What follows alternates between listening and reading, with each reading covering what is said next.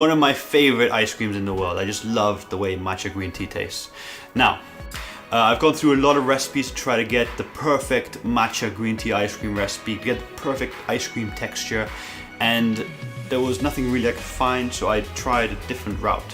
Usually when you make a French ice cream base, you'll use egg yolks and cream and milk to create a custard, and then you put it in an ice cream machine. But I've decided to go a different route and not boil it at any stage. And the reason for this is it just seems to make a much more smoother, creamier, airier ice cream, which I really liked. So if you make this, make sure to have great quality egg yolks or use pasteurized egg yolks, just to be safe. Okay, so let's get going. Let's do this.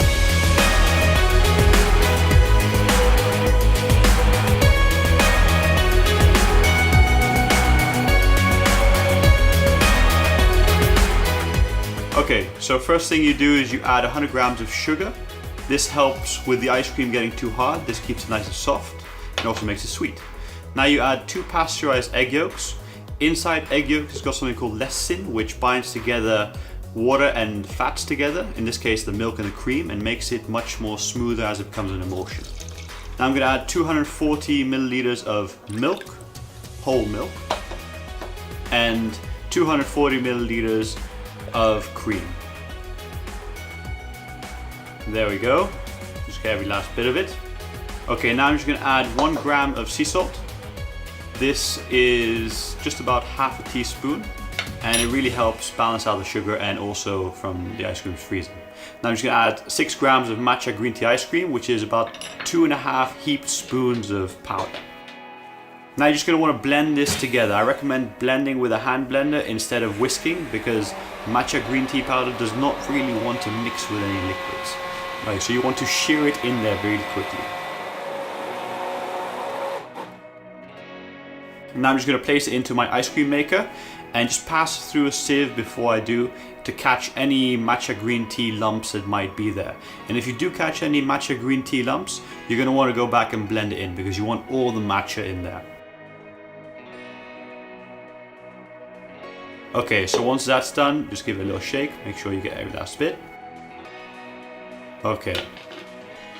And now you're just going to want to turn on your ice cream maker and read the manufacturer's instructions to find out how long you should keep yours on. Mine is half an hour, but you can also hear it from the sounds it makes. Usually when it starts to become done or fully churned, it will change pitch. Okay, so I'm just going to take it out, beautiful consistency, and now I'm just going to scoop it into a tub so that I can keep it in the freezer for later. And it's just a beautiful consistency right now. You can eat it as is right now, but it's better if you freeze it overnight. Alright, so I'm just going to take the middle part out of this and just get every little crevice I can of ice cream and make sure that I get every little bit off this, because it's delicious stuff and I don't want to waste any. Also, you might not be able to get everything off the central part of your ice cream maker, and you're just gonna have to lick it off. There's no going around it. It's the only way to get it. But don't put that in the tub. Okay, so just put it all in there, scoop it all in, great. And you're gonna wanna leave it for 24 hours in the freezer so that it can set and become hard.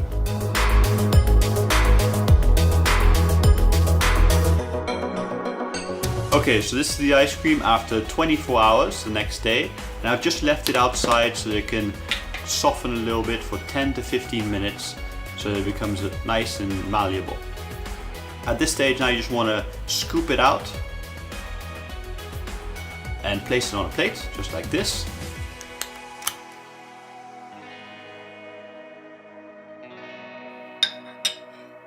And you don't need anything else for this ice cream, just it on its own is just awesome.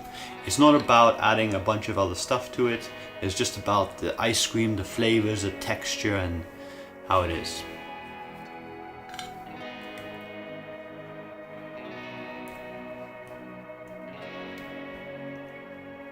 Oh, that's good.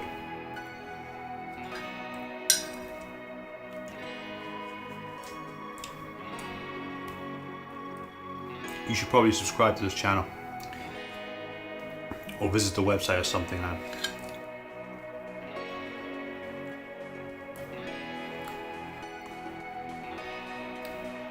Oh boy.